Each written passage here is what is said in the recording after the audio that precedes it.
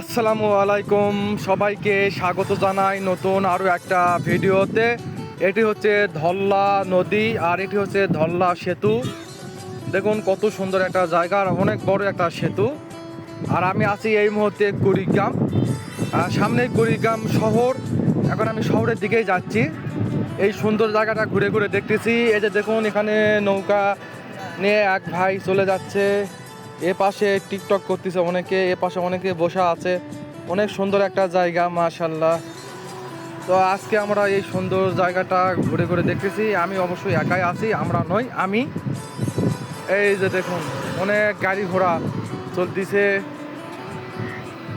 এই তো ভাইয়া নদীতে নৌকা নিয়ে, এ পাশে দেখুন কত সুন্দর ভিউটা দেখুন, ওয়াও।